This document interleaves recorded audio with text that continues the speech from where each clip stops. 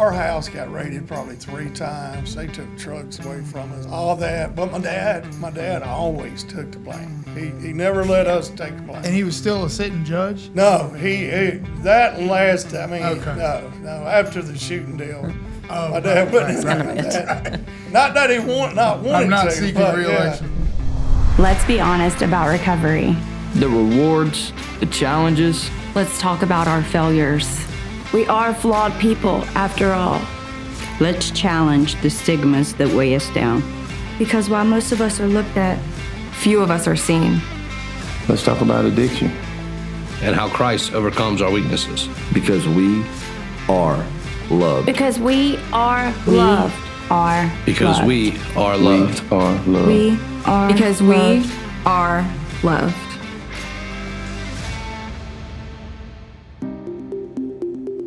Hi, folks. My name's Tommy Wilson. My wife is Marea Wilson. We're from Corinth, Mississippi.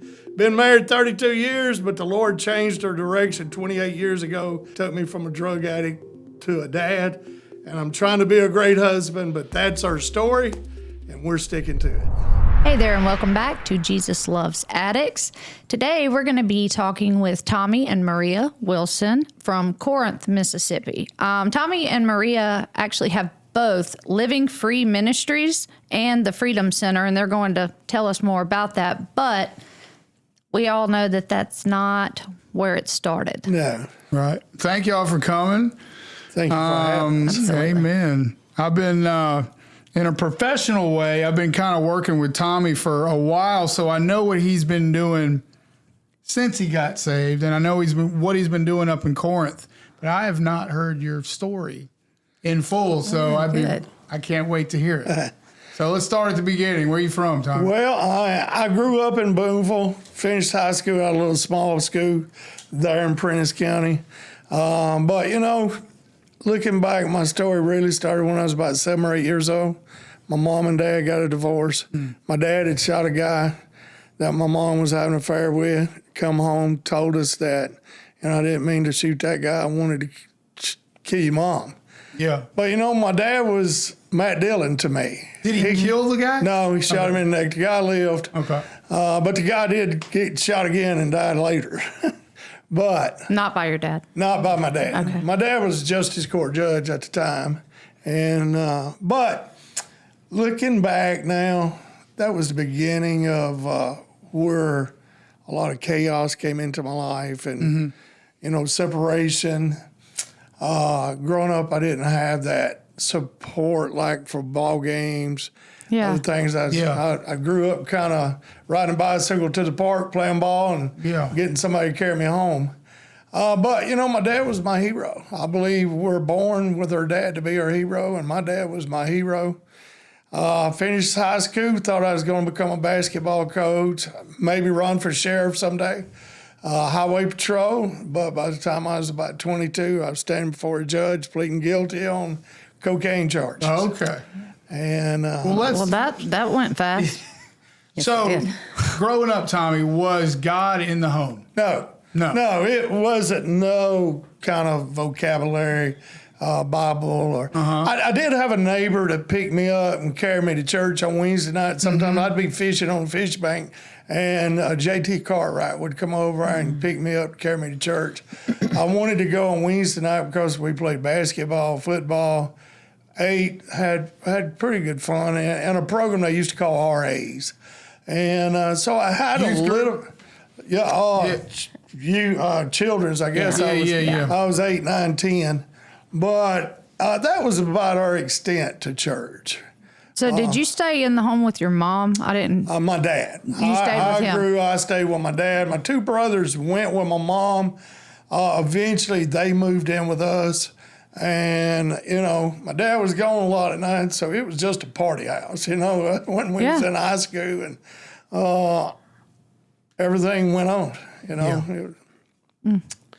So, we hear that a lot, though. You know, in this country, even in the church, I think it's kind of glossed over a little bit about divorce has just become so common. Yes. But a lot of these stories that we hear on this podcast, that's where they get on the other path, you know.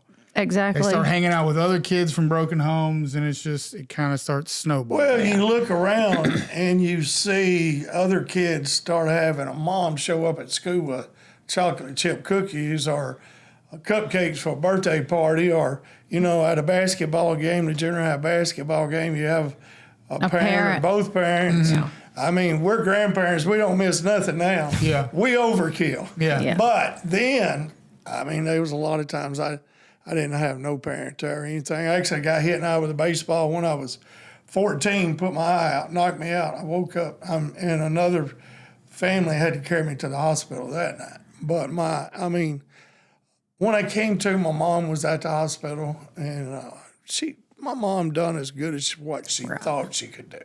My mom grew up as a twin. Her sister died at 2-year-old. Her mom died at 12, with aneurysm, fell in my mom's lap at church. And then at 20, she had me, and then about 25 or 6, my dad shot that guy. So my mom went through all kind of trauma. Right. And my mom never did have the counseling, never had the support groups, never had the church. Right. So my mom was just the best mom she knew how to be. So. And they didn't focus on healing, and it wasn't going to be an option. It's so different. Yeah, so different then. And, so, high school, you're drinking, smoking pot. Well, I was a pretty good athlete. I played ball, but I got into it with my coach in the 11th grade, and I quit. He was always on me about women and everything else. He was the authority figure in my life in a lot of ways, and I got mad at him and quit. So after that, things got wild. It really got wild. He was trying to for me. Trying to speak truth. That was trying to discipline me because my grades were, and I said, I'll just quit. I'll show you. And then I don't have to. Yeah. Well, I finished high school. I went into college. Like I said, I really wanted to be a high school basketball coach or law enforcement. I'd run for sheriff someday or become a highway patrol. But in college, I got to booking ball games and running parlay cards and taking bets and stuff. So I got to where I was making more money than what I thought the teacher was making. So why should I hang out in the classroom? Right. Well, and you got used to being on kind of the outskirts of the law. Yeah. Well, and, with gambling, most time drugs invade and, it becomes your life. And I got introduced to cocaine when I was in college, and it really went south pretty quick. Yeah. I was going to ask, was that really quick? Because the gambling's not usually what you hear first, but you liked it. Yeah. I loved gambling. I was the bookie. I became the local bookie in our community and stuff. But cocaine really tore my life around. Like I said, at 22, I was standing in front of a judge pleading guilty. But after that, I had money. I could hire a lawyer. I could pay my fine and stuff. So, but then I got introduced to meth. Okay. And were you smoking crack or you just snorting? No, I was snorting cocaine at the time. Okay. But then, in the meantime, in the midst of all this, we was involved in huge insurance scams, like where we had policies that up to not we. Yeah. I'm like, no, me and my dad would have policies that would pay us $4,000 or $5,000 a day to lay in the hospital, and so we staged these accidents, run this thing, and back in them days, you could lay in the hospital a pretty long time with just anything. And so money was just there. Where were your brothers? Easy come, easy go. My brothers? Yeah. They was with us, not so much into that. My brother Randy helped me in my booking operation. Me and him was always partners in everything. Yeah. As far as that. My little brother was, I'd say we just spoiled him. We kind of took care of him, and he was the baby. He was. He was my daddy's baby boy. That's what he did. Yeah. So I'm just guessing your father taught you about this? Oh, yeah. So he kind of, Yeah, I learned from him about that. So yeah. But again, my dad was my hero. Right. Whatever my dad wanted us to do, we pretty much did it. Well, if you're taught and it's spending time with him, it's not a sense of right and wrong. Well, it is right for like, you. Yeah. Our house got raided probably 3 times. They took trucks away from us, all that. But my dad always took the blame. He never let us take the blame. And he was still a sitting judge? No, that last, I mean, Okay. no, after the shooting deal, my dad wouldn't that. Not that he wanted I'm not to, seeking but re-election. yeah. But was his job like the gambling and stuff, or did he have another job? Yeah, he was a really good, like, top agent, insurance agent for a Okay. long, long time. Which opened the door to and then- knowing How the system insurance. works. Yeah. And then we learned This is better. the difference. Oh, yeah, it was a lot easier. But you lay in the hospital 16 days and take pain shots every 4 hours, and you make all that money. You just think, man, who else is living like this? I can retire. Yeah. Gosh. I love Well, yeah. So, but meth, I got introduced to meth, and then later on, K4 Delaudas. Yep. And that really just kind of took my life. It took everything. I always had new trucks, trailers, 60 cows, 20 head of horses, and Delaudas took all that away from me. I woke up one day, and I had met my wife in 1994, October 94. She was working in Fisher's restaurant there in I was a Boonville, baby. and I was a bookie, and the guys that owned the restaurant gambled with me. So I just walk in the back of the restaurant. That night I walked in with a pickle bucket because I had beer in it. And I'll never forget, I was driving a brand new red Volvo, and I had overalls on, and I had a pickle bucket. And I walked in, I said, man, I need some ice for my beer. And there she stood. And we got to talking and stuff. And I don't know, I thought at the end she was the most beautiful girl I'd probably seen, but man, I was so messed up. Well, later that night, the guy placed in his bed and said, man, this girl up here wants your phone number. And do you want me to give it to her? Heck no, don't give her my number. Tell her I'm coming up there to pick her up when I get done tonight. And he did. Well, he came up there, and I was like, how old was Preston? About 6 months old. So I got a baby, I got to go get, and he said, well, just go get him. And we've literally been together ever since. Yeah. But now I did not know what he was involved in. But a lot of community people try to tell you. Oh, yeah, they did. I was like, he's so nice. Are you sure? He's so sweet. He's so good to us. And if he struggles, I could fix him. So, Tommy, at this point, I can save him. Oh, yeah.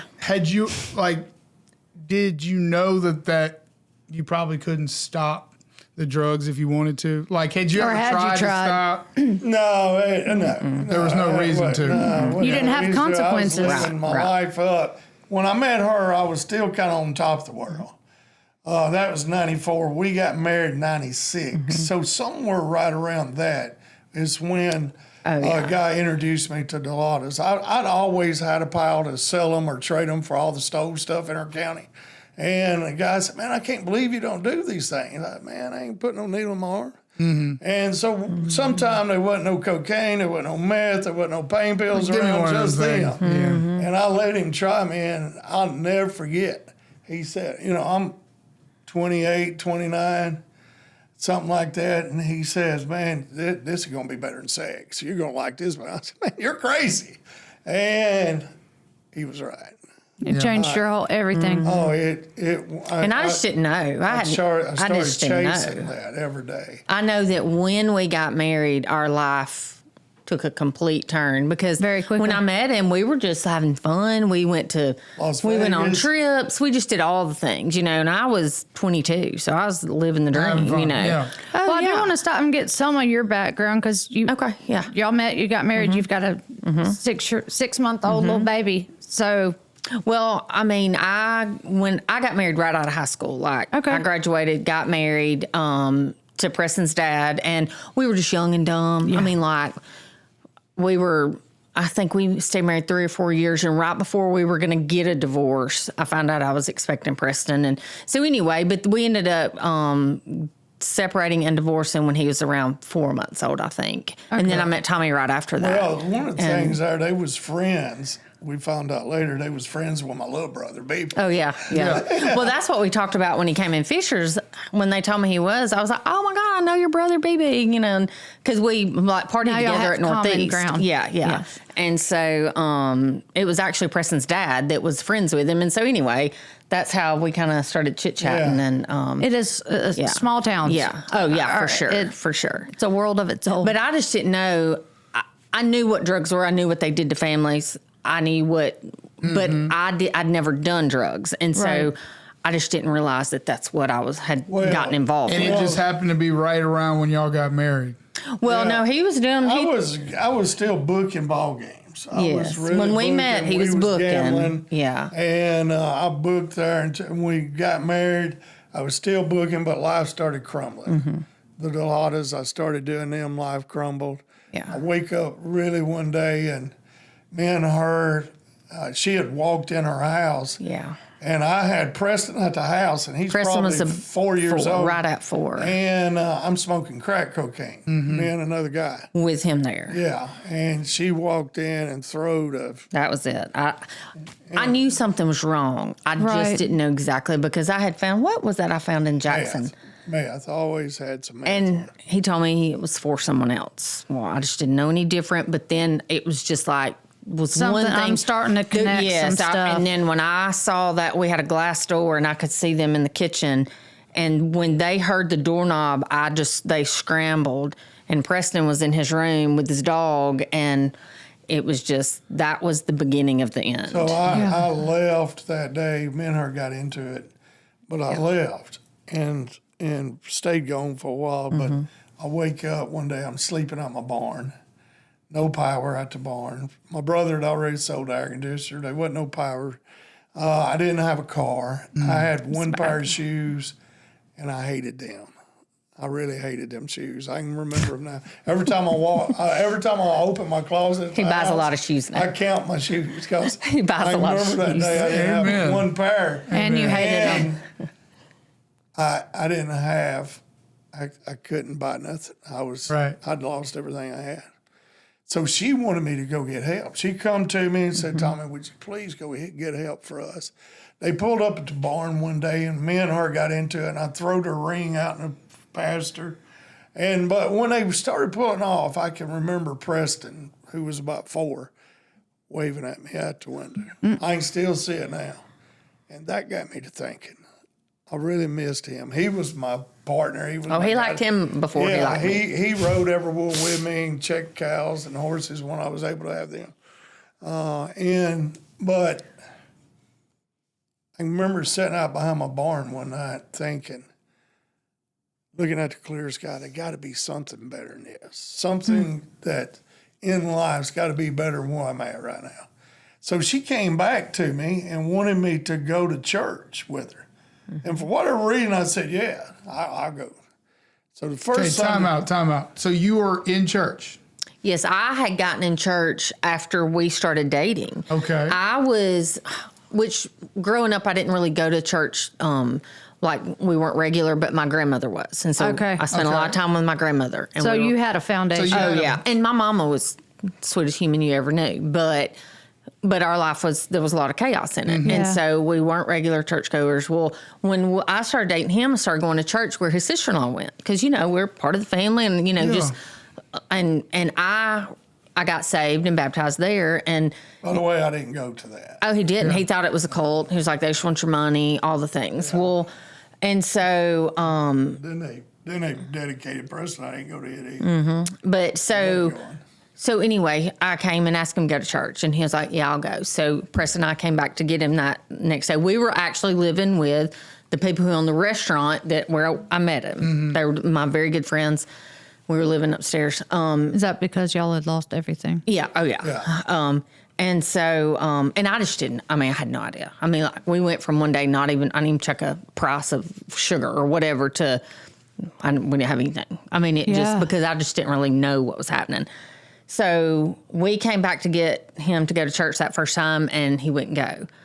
And I had some guys in the barn. when I pulled up and saw him, I was like, this is not good. They had a stove truck there, and we had something going on, and I wasn't leaving. And so that was bad. She come back that far Wednesday night and pleaded for me to go next Sunday because it was Easter Sunday. And I said, okay, I'm going to be at my uncle's house right here. My uncle was very good to me. I'd take a shower there. I could live with him. He'd feed. He was really good to me. And that's my dad's brother. And so that Sunday when she came, I was ready. I was wearing a long sleeve shirt, white shirt. She probably bought me.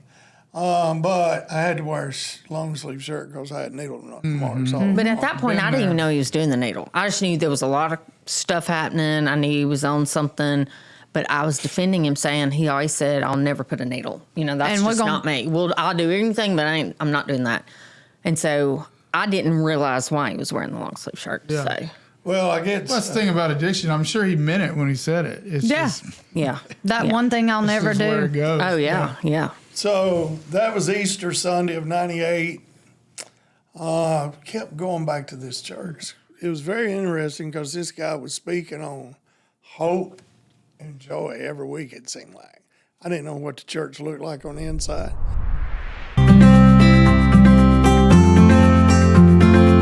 I'd like to take a moment to recognize a major podcast sponsor. Today's episode is brought to you by America's Thrift Stores, your go-to option for decluttering and giving back. If you have a closet bursting at the seams or a garage that's seen better days, we've got the perfect solution for you. That's right. America's Thrift Stores makes it easy to clear out the clutter and make a positive impact in your community. Whether you're cleaning out your wardrobe, downsizing your living space, or just looking to give back, America's Thrift Stores has you covered. And here's the best part. You've got options. Schedule a hassle-free home pickup, drop off your items at one of their convenient donation sites, or swing by an America's Thrift Store to donate in person. No matter which way you choose, you're making a difference. Absolutely. Every donation you make to America's Thrift Stores directly benefits charities in your area, such as the Home of Grace and other fantastic organizations dedicated to helping those in need. For example, donations made to America's Thrift Stores in southern Mississippi help the Home of Grace provide support and assistance to individuals facing drug and alcohol addiction. Your contributions make a real impact on their mission to provide freedom from addiction through Christ-centered recovery. So not only are you decluttering your life, but you're also helping build a stronger and more supportive community. It's truly a double blessing. So what are you waiting for? Clean out that closet, clear out that garage, and make a positive difference in your community by donating to America's Thrift Stores. Visit America's Thrift Stores online to schedule a home pickup, locate a donation site near you, or get directions to one of their store locations. America's Thrift Stores, where giving back never goes out of style.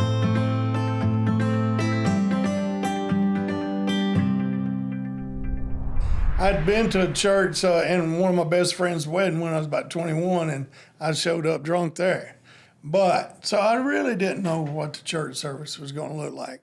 But every Sunday, this guy would stand up and speak about hope and joy. And I finally thought, man, I ain't got none of that in my life. Right. Yeah. So May the 24th of 1998, the Lord Jesus saved my soul. I didn't know what that looked like. I was the last one out of the church that night with the pastor, and he said, man, write this date in your Bible. I said, I ain't got no Bible. Maria went and bought me a Bible the next day. She was working in Tupelo, and at this time, she'd got an apartment. Yeah. And so she went and got me a Bible the next day. And I'd like to tell you that it all just come to a halt right that day, but it didn't. Yeah. I didn't know nothing. I knew something was starting to be different. I saw it. I saw the change, and it wasn't like that. Right. But something was. But I got sick, Yeah. like jaundice, diagnosed with hepatitis C. Mm-hmm. I thought I was dying. I thought he might die, yeah. And I went to the doctor, and he said, man, Tommy, and I grew up with a doc. He said, you been doing dope? I said, no, doc. He said, you got hepatitis C. I didn't know what that was at the time. He said, you been sticking a needle in your arm? No, I wasn't never sticking a needle in my arm. Mm-hmm. He said, how do you do cocaine? I said, through a $100 bill or something. He said, you could have got blood that way, but most of the time it's a needle trends. Y'all should have heard me telling that story, because I didn't think I was taking that for him. Yeah. It's like he didn't. He got it from the, But I got baptized June the 7th, a couple weeks after I got saved. And man, I don't know, Trip Brown helped move us to Corinth not long after that. And I got into a church where these men kind of just took me in, invited me to a Bible study, invited me to a prayer circle. I just started showing up. Yeah. I showed up every time. I showed up at all the churches in the community had something going on. I'd go there. Oh, yeah. I just keep showing up. And what was that, witnessing that like for you? I mean, you met him, y'all were together, y'all got married. Do we have a minute? Yeah. No, I'm kidding. But, we went from doing all the things, and we went to losing doing everything. Nothing. And then I knew that he was different. Yeah. I mean, I knew he was different, but I was still real mad about the things that we had just gone through. And he was a hero. He was a hometown hero overnight, because as soon as he got his life right, got saved, got baptized, people started calling and saying, "Hey, I want you to talk to my son. I want you to come to the church." And I'm like, "Go right ahead, buddy. I'm You're fine out here. angry. You go ahead." There was some Sundays I was speaking 3 churches. He was 4. everybody's hero, and I hated him. I had got a job, first job I ever had in my life. Well, I actually filed taxes. One of my best friends in my life was Dan Arthur, and he owned some Subways. And he gave me a chance to work in his store. Nobody else would have gave me a chance to handle money. But he gave me a chance, and eventually a manager's job. And, I stayed at Subway 15 years. But at that point, that was so good for me, man. We I were went to work every day. Oh, yeah. And routine. once we got in a routine, Structure. yes, we were going to church. He had a job. I was working there when the kids weren't in school. We'd bought a house. I mean, I was living what I thought was my best life. It was everything I ever wanted growing up. To be a wife and to be a mama and to go to church. And then, you want to keep going? The drugs and alcohol became a thing of the past.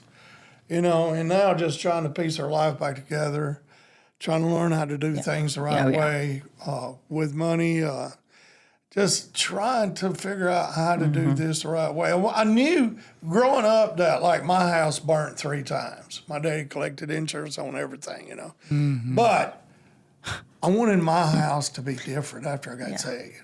I wanted my kids to have their stuff when they got older, I wanted me and Maria to grow up in the same house. And so I think that was a drive that we both had. Oh, yeah.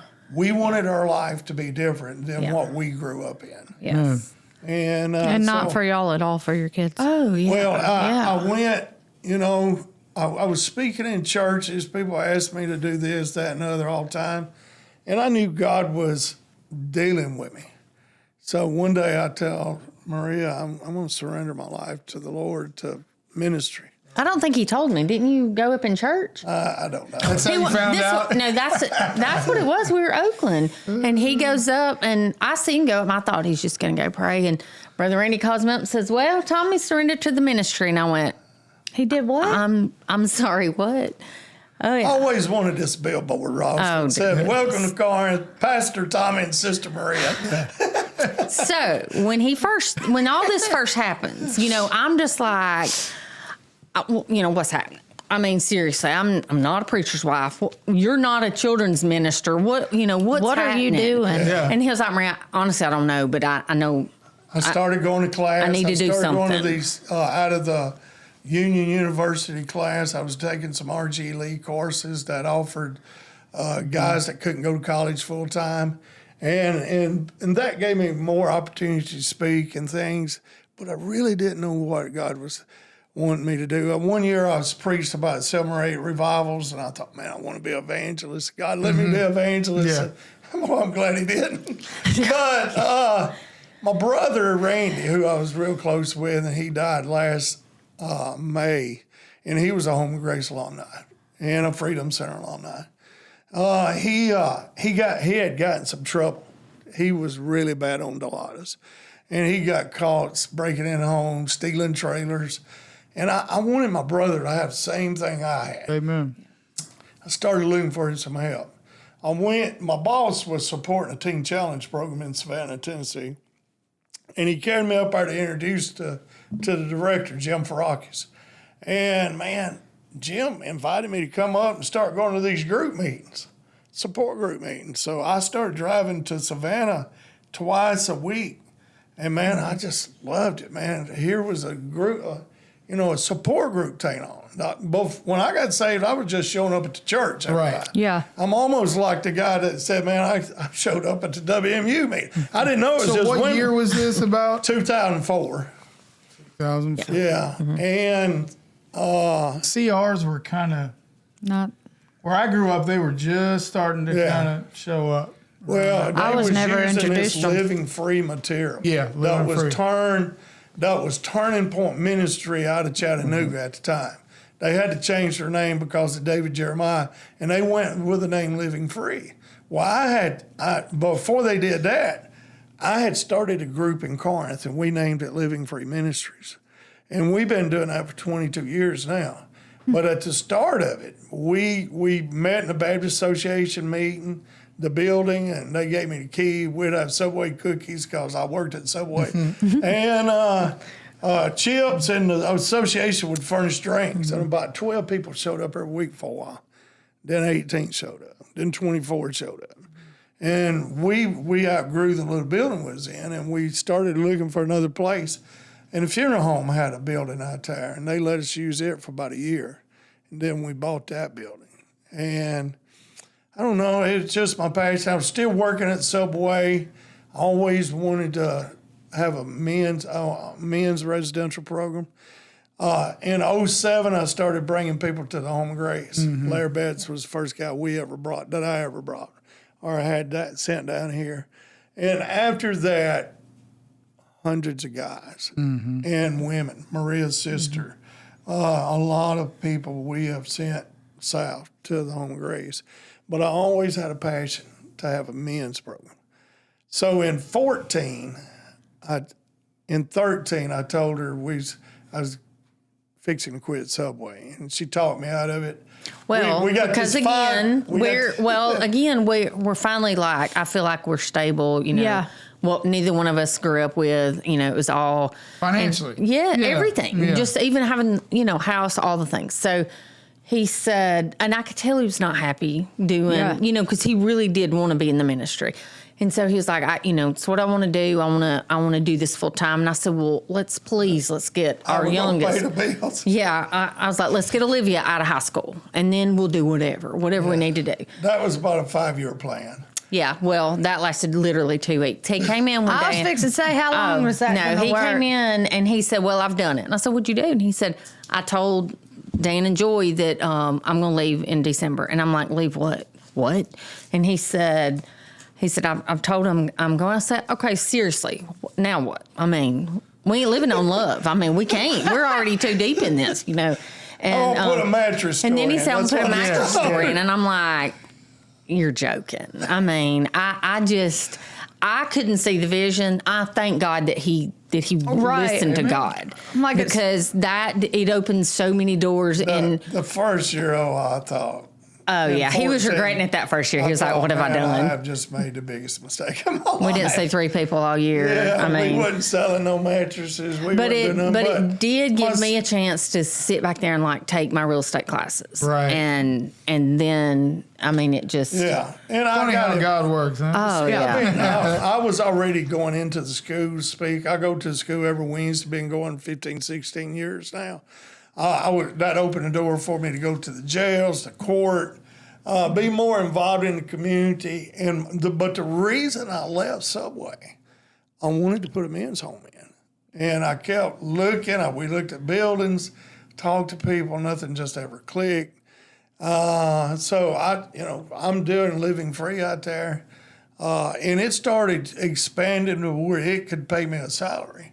And so it started, growing. And then sometime in 2021, we bought a building there. Yeah. And created the Freedom Center out of it. Well, at this point, are you not just buckled up? You're like, okay, Lord, I don't know by then. what you're doing. But no, there's no telling what he may tell me today. But yes. Right. Yes, by then I'm all in, and I 100% know that it was God's plan, right. Because not only did Randy, his brother, went through the Freedom Center, but also his son Bronson, who was a Home of Grace alumni. He was Home of Grace, yeah, and he came to the Freedom Center in January of 22 or 23. 23.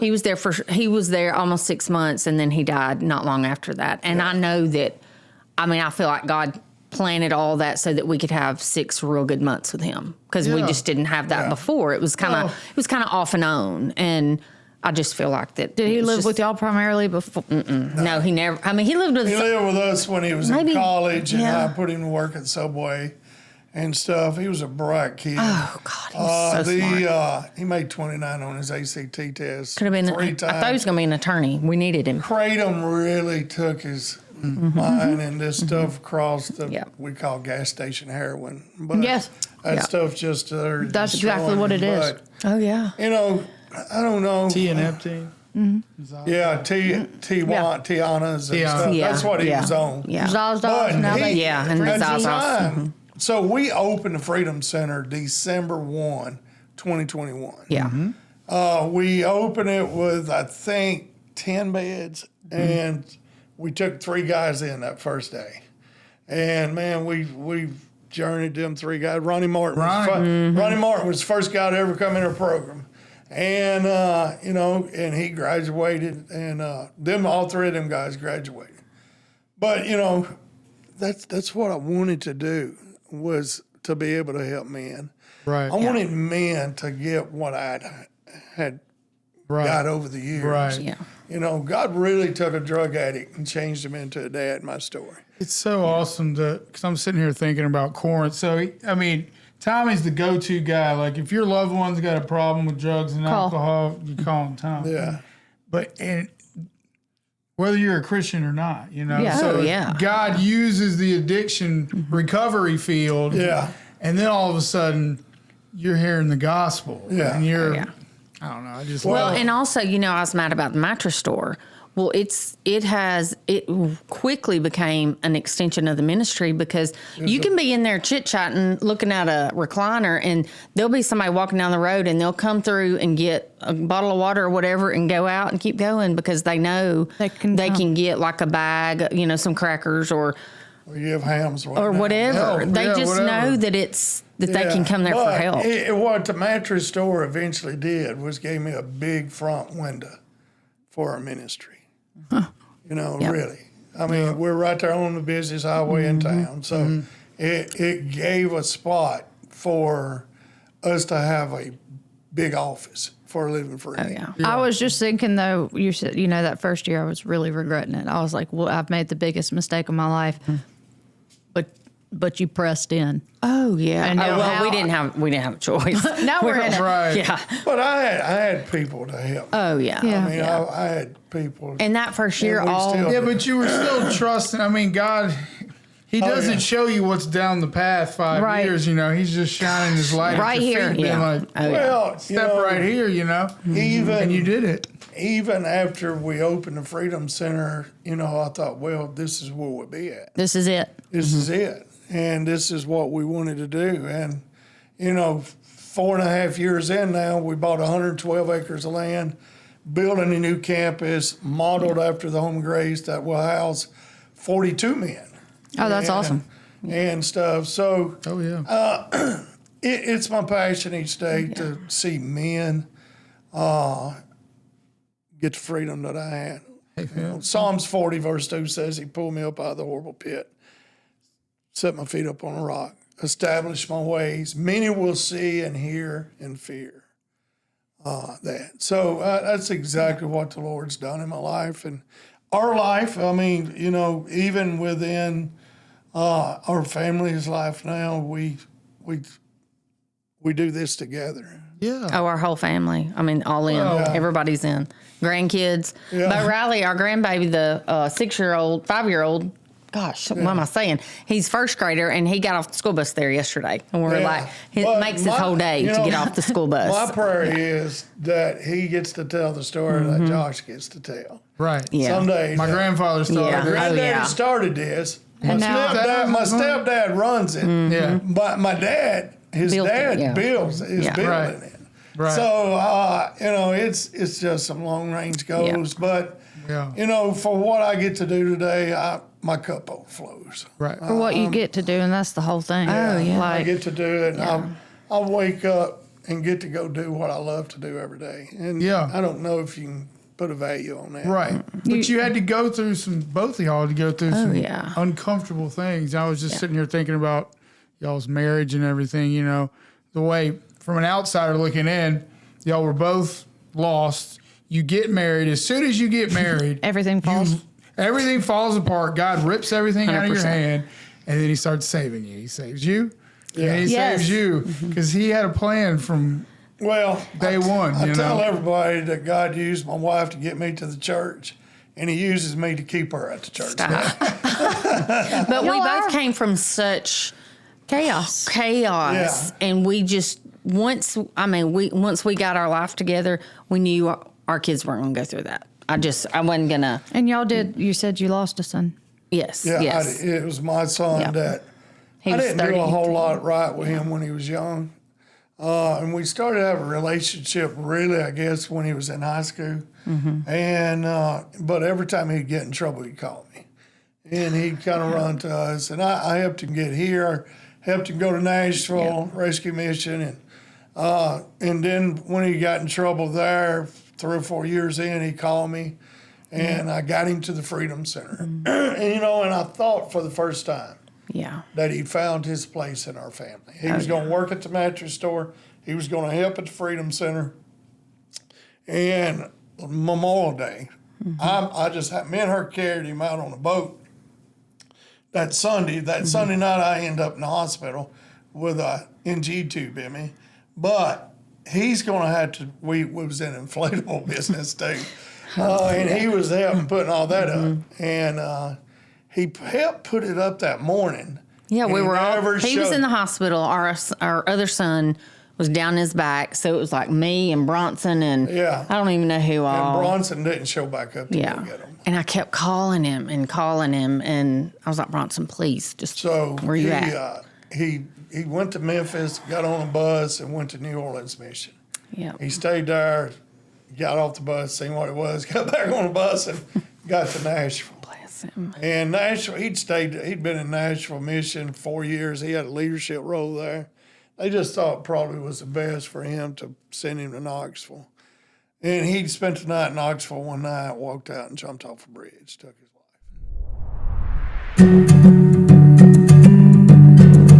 Before we go any further, let's take a minute to address the man or the woman listening to today's episode and wishing for a better life.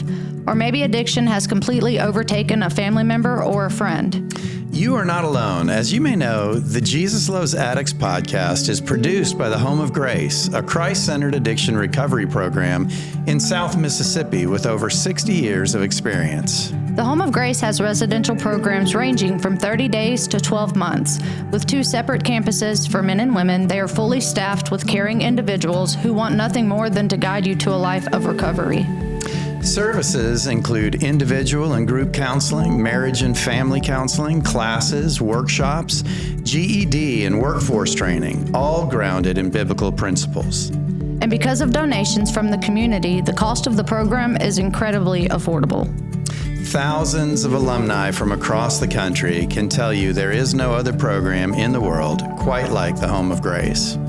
If you want to start a new path to recovery, don't wait. Speak with an admission specialist today. Visit homeofgrace.org or call 833-55-GRACE to talk with someone. That's 833-55-GRACE. Call the Home of Grace today.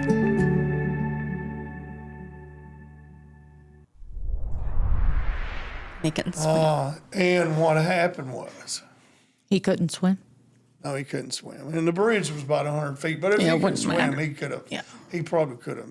Lived. People jumped off that bridge a lot. But people asked me the day we done his funeral, what are you going to do now?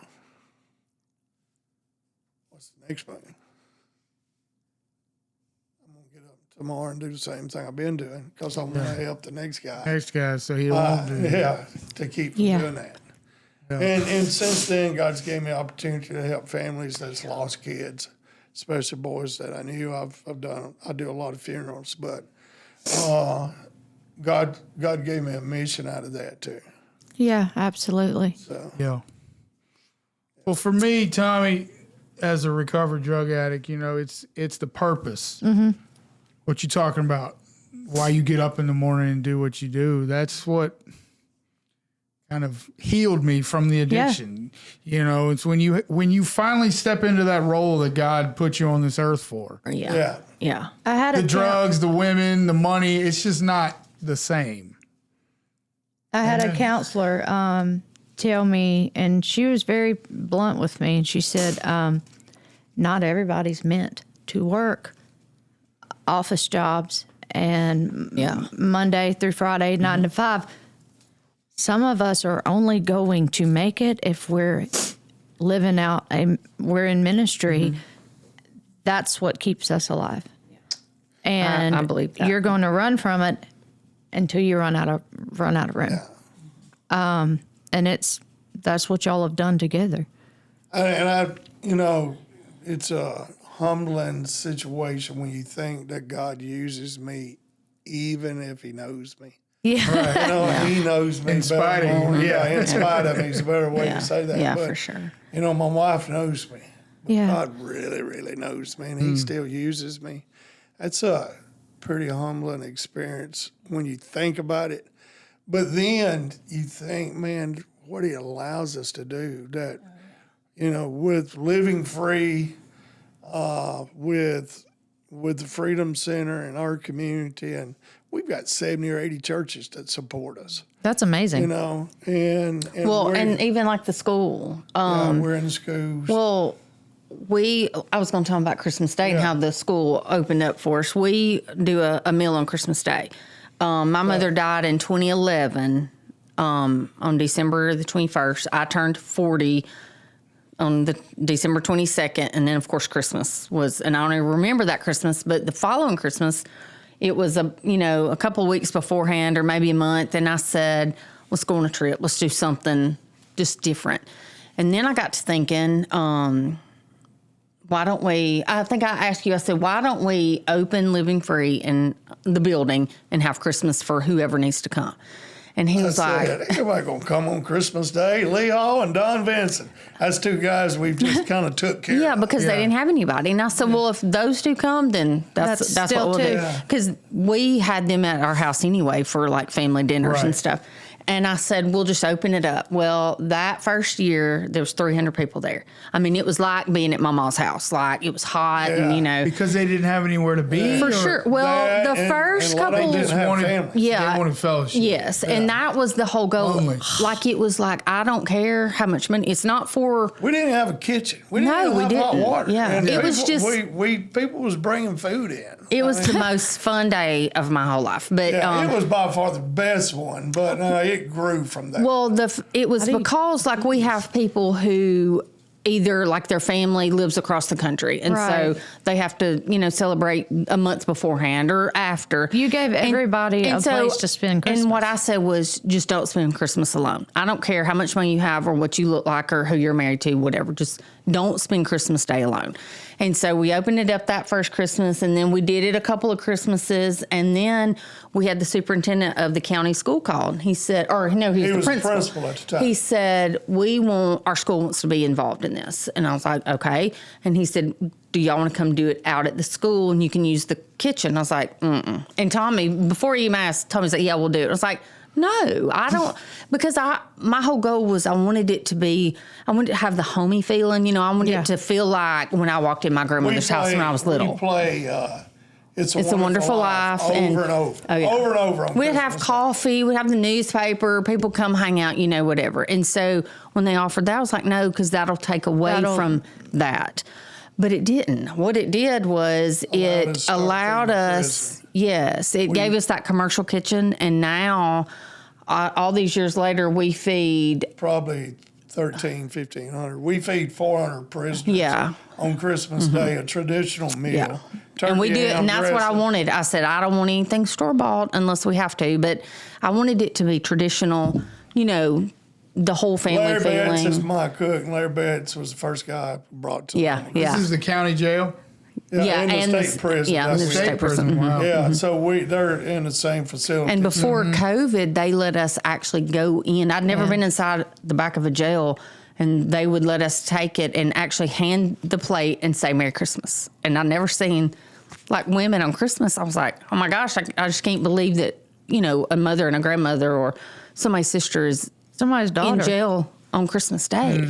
And so anyway, that started, and that is absolutely the biggest day of the year for us, because it's grown from 300 people to 1,300 probably. Yeah, we get to Do what? I feel like I want to go. Oh, please do. You wouldn't believe how many people get up and have Christmas with their family and then come and help us serve. Help us. How many hours Because- is The that? I'm principal, not kidding. he's superintendent of education. Yeah.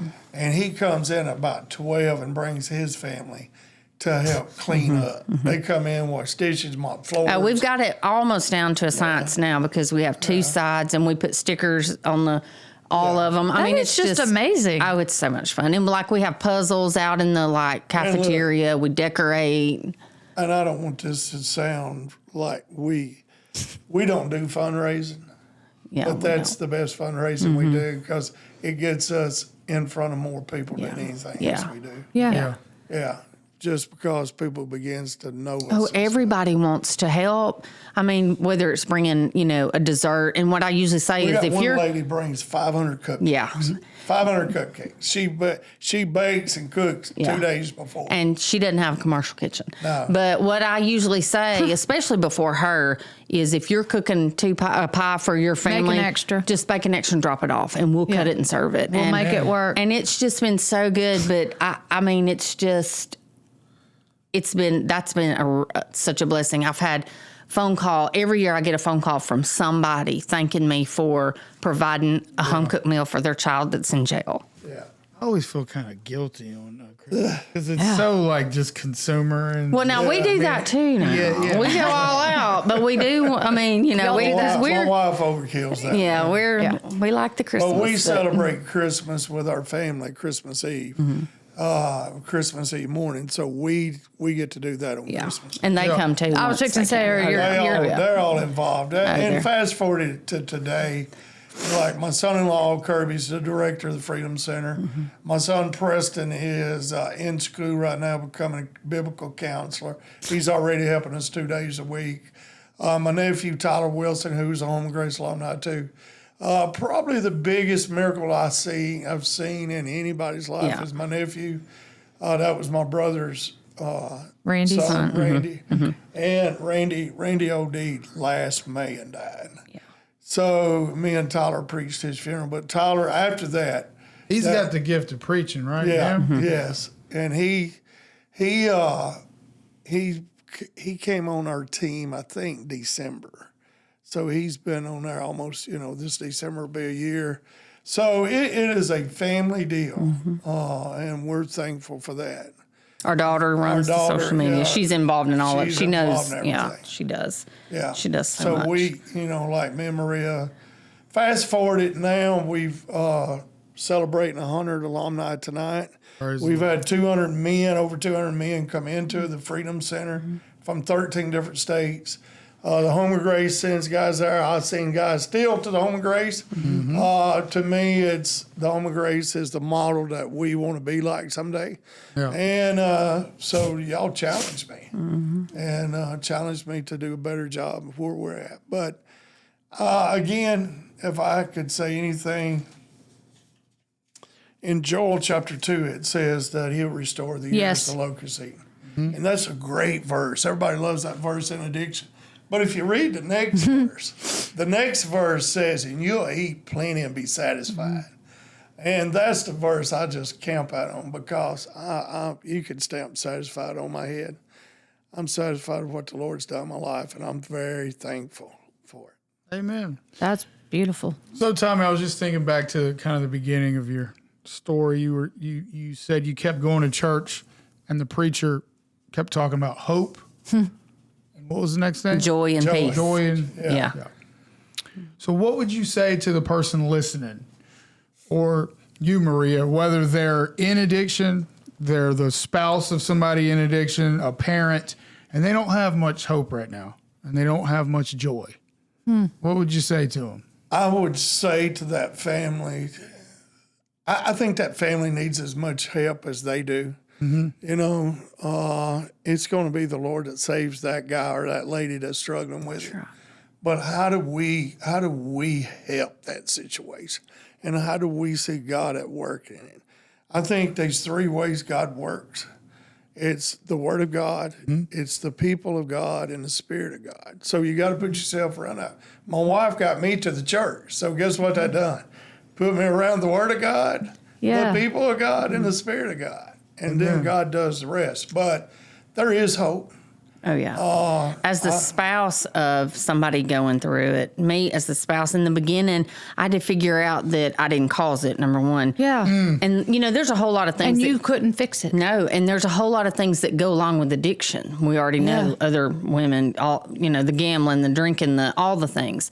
And I had to figure out that I couldn't do, no matter how I looked, what I did, how good I tried to be, I could not make him do right. Yeah. That was between him and God. And so as soon as I figured that out, and it took me a minute because I was always comparing myself or trying to, you know, just trying to. Something must be wrong with me. 100%. And I was trying to make sure that I was doing all the things. And when I figured that out, I was able to let God work in him. Because before I was trying to fix it because I'm a fixer. And so once I figured out that I couldn't fix it is when I allowed God to heal him and me, because I was real mad at him for a long time because of all the things he did. And, you know, why everybody love you, you know, let me tell him a few things, you know. Yeah. But one thing I think what makes Tommy so good at what he does in our community is he shows up. Number one, he's always, I mean, who was it said just show up? I think Jeff Arp or somebody was like, it doesn't matter, just show up. And that's what he's done. And he eats with people. And, you know, that's when you sit across from somebody and you're eating with them, your guard comes down, you learn who you are, you see their hearts, and people, they cling to Tommy because of that. And, I mean, he's just so good with people. And he can read them, too. Now, he'll call you out, too, if you're trying to say something and, you know, I'm not doing anything. It's like, oh, yeah, you are. Yeah, you are. But they always come back because they know he's been there and he truly cares about them. That's the truth in love. He sees hope in people that some people will not give the time of day. And I think it's just I mean, God just has a calling on his life because in that way. Well, so I think, you know, that word hope's a big deal. Oh, yeah. The saying out there, you can live couple minutes without oxygen, you can live a few days without food, a few more days without water. But without hope, man, life don't look too good. And so the people of God's got to be that hope. Right. And even from a evangelizing point of view, you could have the best theology in the world and have the best sermons. Yeah. But people they're looking for hope. Yeah. They're looking for somebody real. And if they don't see hope in you, they're going to go off to the next thing because they're looking for hope. Yeah. They're dying for it. Yeah. That hope may be a meal. Right. That hope may just be giving you your time to listen, you know. Yeah. But that hope comes in a lot of different packages. And for some, it's knowing that they have an invite for Christmas. Oh. They may spend that entire year. Oh, yeah. And it may be years before. Yeah. We get to see what the Lord is going to do. Just knowing, I do have somewhere to be. Yeah. I know I'm going to feel wanted. And if I've got to wait, if I got to wait 364 days, I have somewhere to be on Christmas. Yeah. The magnitude of that, like, I didn't have a clue. Just like Ross said, I didn't know y'all did that. And that's just amazing. During COVID, when we couldn't eat, we did to-go plates. And it was just so sweet to see the people that would pull up. And like one little lady, she drove 25 miles because she barely had gas, but she needed food. And I mean, it was just, I don't know, that's just my favorite day. You know, Ross, she was there on Thursday night at Living Free. We feed a meal every Thursday night to our community. And I can tell there was, I hate to judge people, but could tell that there was a few people there. They were probably there because they Just for needed the something to food, eat. for sure. For sure. Matter of fact, we've got a couple of them just showed. They don't come to the meeting. They show up at 7 for the meal, but that's okay. Yeah. If that's what it takes, if that's how we can help that family today, that's okay. We're there. We're going to unlock the door. We're going to do the same what we've been doing, and we want you to be a part of it. That's just beautiful. I'm actually the one who asked him, how are you going to get up and do this? Like after Bronson and after Randy. And because I was in so much pain. And I'm just like, I just don't know. But again, he just knows the hope that, I mean, we can't stop sharing the hope because we're hurt. About Bronson's funeral. The day when we done Bronson's funeral, Tyler, my nephew, was in another program. And I didn't know they was bringing him to the funeral home that day. Yeah. And I was standing up there talking to people, and I turned around and I seen them and Tyler walk in the door. And that changed the whole course for me that day. I knew that God was doing something about that whole situation. And then last year when Randy died, me and Tyler was at the hotel. They called us and told me my brother was dead. And Tyler was there, I think, we got there. Yeah, he got there first. And the boy that was in the room, the hotel room with Randy, was John Wilson. Oh. And look, my brother's laying in the floor dead. And they had John out in the car. And Tyler said, I think we ought to talk to John. And I asked the officer, I said, can I go in there? Can I sit in the back seat with him? He said, yeah. And I said, John, if you don't get help, you're going to be the next one. Absolutely. And guess what? John come to the Home of Grace and got help. But Tyler, that night, the police officer who was working there called me to the side and said, man, here's hope. He said, if ain't nobody seen Tyler Wilson now that knows him, ain't no way somebody can't believe there's a God. Because I can't believe what I'm seeing here tonight. No. Yeah. That police officer said that about Tyler. Yeah. And that's hope, and stuff. And for John, it was a hope that, we weren't going to be mad at you for being with my brother. Matter of fact, I was thankful he stayed with you. But see, I was. That's where I'm like, you're going to. I mean, I was so tore up. He could have ran off, but he stayed with my brother. And so, I wanted to question him and ask him out, and Tom was like, I'm just going to talk to him. Yeah. So, it's just hope. You didn't meet him with condemnation. The radio show y'all was on, our name of our radio show, we do every Thursday morning is named Hope. Amen. Well, that's the word of the day, hope. Yeah. Thank y'all so much for coming. Thank y'all. This has been amazing. Thank y'all for having us. I know. We could probably talk for 2 more days, but we're ready to go eat. God is good, though. Yeah. Yes, it is. Thank you so much for having us. You want to shut us down? I can. Well, thank y'all so much for joining us for this episode of Jesus Loves Addicts. If you're not already subscribed, please hit the subscribe button. And we love you, and more importantly, Jesus loves you.